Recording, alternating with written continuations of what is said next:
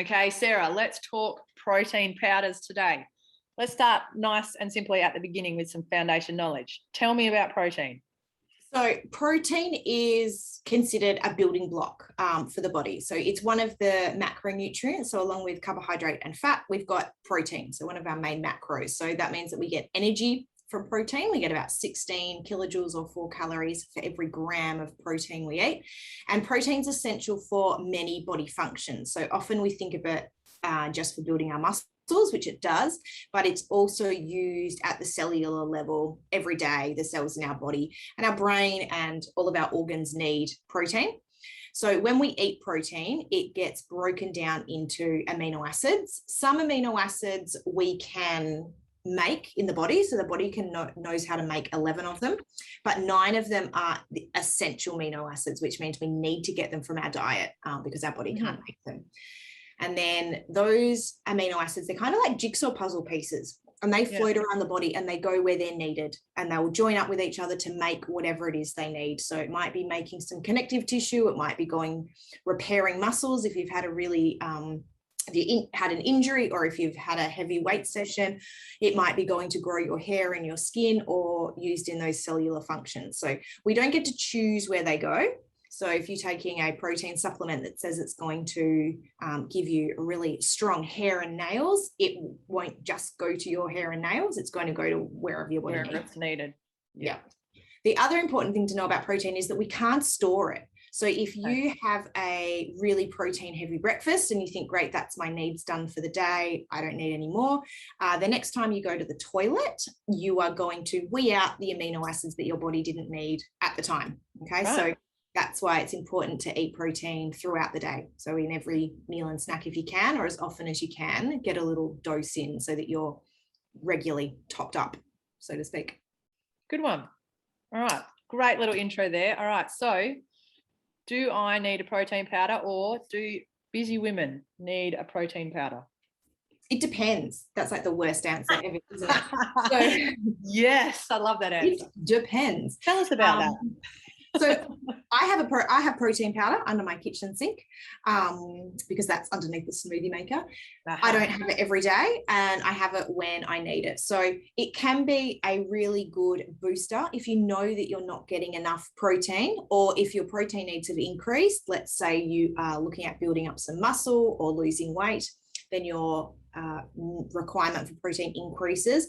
And if it's just not possible for you to increase the amount of protein that you're eating, by including more meat and dairy in your diet, maybe you're looking at reducing that, or it's just too hard for you to think about at the moment, then adding in a protein powder as either a quick breakfast or as a snack or even a dessert later in the day can just be a way of making sure that you're hitting your requirement. Yeah, it just makes it really easy to get kind of a good dose in. So all protein powder is they extract the protein component out of milk. So that's all it is. So it's not superior. So it's milk powder. Yeah, essentially. But it's not superior to the protein that you'd find in meat or dairy in food. It's no better, but you've got to keep in mind that it doesn't come along with the nutrients that you would get in milk or dairy or from food. So if you are going to choose to have a protein powder, we want to make sure that we add some other stuff to it to get the nutrients that we need every day. So I would always make it up with milk. If you're using a plant milk, make sure it's been fortified with calcium and B12. And a piece of fruit in there as well can also make it. A lot of them now are low sugar. So back in the day, they used to be high sugar because we need carbohydrates after we work out. So you got to remember that protein powders are kind of marketed towards the bro crowd. Yes. But now everybody's sort of anti-sugar, so they're all full of artificial sweeteners, which is fine, but they're low in carbohydrates. So my recommendation is to add something, so some oats even, or a banana or some berries. Just add some fruit in there just to complete that, make it more well-rounded. Yeah, that goes along your snacking guidelines. Always aim for 2 or 3. Yeah, so never just never just. And you don't need to have it every day. So it doesn't have to be, so you don't have to think of it as a supplement that you need to have every day. If you're going to do it, you need to commit to it. It's not like that. It's just another high protein option for you. So I'll only have it if I'm a bit disorganized or a bit lazy and I think, oh, I haven't had any protein. Maybe I'll make a smoothie and add some in. Yeah, cool. I like that. So so that's like the question of, do you need a protein powder? Well, it depends on lots of things, but I love that answer. But the reasons then we think it could benefit busy women. Really, nutshell this version down a bit. If you're struggling to meet your protein requirements, if you're vegetarian, vegan, or trying to decrease your meat intake, if you're busy and you don't have time for breakfast, that's when I grab it. Good one. That's the same as you. If I don't have, if I know I've got a busy week coming up, I'll prepare some and put it in the fridge or in the freezer. If you don't like or you can't stomach breakfast, I remember when that was me a few years ago. Smoothies was where I started, and protein powder was a good way to boost the smoothie. Yeah. They're pretty easily digested, and being, a liquid, they tend to go down a bit better. Yeah, go down nice and easily. And then they were also, because I found them good for that breakfast option where I possibly was feeling like I can't stomach food, but also post-workout option where I couldn't stomach food as well. When I was training like high-level netball, like really intense workouts and needed good refueling, that's when I was using it the most. I love it as well because I can pre-make it, but also my kids could have it. In terms of the smoothie, would you give your kid protein powder? They totally don't need it.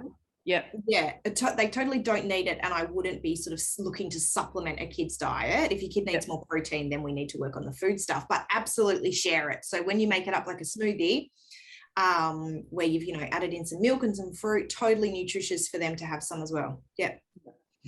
And I know it's a really good way to get some more veggies into kids. I've heard lots of people call it cool things rather than smoothies. It's like jumping juice or jungle juice or different things like that. So whatever works. That. So there's some reasons that protein powder might benefit you. All right, I need some protein powder. What do I do? Where do I go? Hook me up. This is tricky. I am yet to find one that I love. Right? Yeah. It's just the nature of protein powders, and everyone's different. So I really hate the taste of stevia, and a lot of them at the moment are sweetened with stevia. A little hack I've found to get rid of the taste of kind of stevia or artificial sweeteners is to put half a banana or a banana in it, and that tends to get rid of that taste but honestly, they're all pretty similar. Quality is fine across the board. So from a sort of a health nutrition perspective, it doesn't matter. Find one that you like. That you actually like.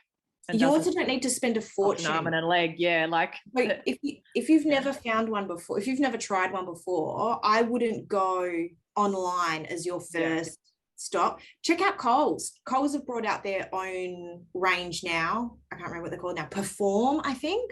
And I think they've got a strawberry, chocolate and vanilla. Nice and inexpensive. I haven't actually tried them, so I can't tell you what they taste like. They haven't got stevia in those, so that might be so I would try something that's nice and accessible so that it's easy to get more of, and you're not spending too much money as a starting point. But keep in mind you might have to try a couple if you don't really to find one that you like. I suppose the thing to keep in mind with protein powders is they are heavily marketed. Like they're very cleverly marketed. So don't buy into the marketing. Ignore all the words. Just look at the flavor that you might like. Just the flavor, that's right. And affordable and also convenient, because you don't want something that you have to trek up, the northeast side of the Himalayan mountains to get. You don't have time. You need to be able to get it quickly. Okay.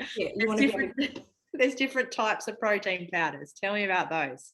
Yeah, so whey protein is probably the best because it's really easily absorbed by the body, and the protein that's in it is really efficiently absorbed and used. So that's kind of the first choice. I know plant protein powders are really popular at the moment, and they're marketed as being sort of the healthier choice, but they're not. Yeah. If you find you've got some trouble with digesting lactose, then I would try a whey protein isolate protein powder. And that just means that the protein has been filtered even more, and it's had more of the milk type stuff, including the lactose, removed from it. Whereas the regular whey protein concentrate, it's probably got a little bit more of the lactose and things left in. Yeah. So the whey protein isolate is probably a way to go. And most people who are lactose intolerant tend to be fine with the isolate. It is a little bit more expensive, so I wouldn't bother looking for that unless you need it. Mm-hmm. And then, of course, you've got all your plant-based options, which are okay if you need them. So if you're vegan or you can't have whey for any reason, then fine, do it, but just keep in mind that you're not going to absorb the full amount that it's, you know, if it says that it's going to give you 20 grams of protein per serve, you might not absorb that full amount. They also tend to be a little bit grittier in texture. So again, you might just have to do some sampling to find one that you actually like. Yeah. Cool. Okay. And for those who aren't interested in using the protein powder, what's their options? Totally fine. So if it's still not for you, you just don't want to have another thing to have to worry about and buy, that's fine, but you are going to have to put in some effort into meeting your protein needs. So I would start by looking at making sure you're having some sort of protein. So whether it's meat or eggs or dairy or legumes or nuts and seeds with every meal and every snack as a starting point, just to make sure that you're getting enough. And also you can make a big difference to your intake just by reading food labels. So if you're get curious about food, I like that. A loaf of bread or even wraps and yogurt, nut bars, look at the different brands and just compare the protein per 100 grams. Now, a lot of it's just in how it's been manufactured. So in yogurt, if they take out more fat and strain away more water, you end up with a more concentrated product, which gives you more protein. So it doesn't mean that anything's been added or it's anything just like how that. They manufacture it. Yeah, but you can end up with a good few grams extra per serve in some of these foods just by sort of shopping around with your brands. So that could be a good one. It's quite trendy at the moment to be eating high protein, which is quite helpful because you might find it on the food labels now. So like a pack of wraps might say high protein. You've still got to check because you know, marketing. High protein can mean lots of different things. High protein compared to the last thing that we sold you. Exactly. Yeah, not high protein compared to the rest of the products out there.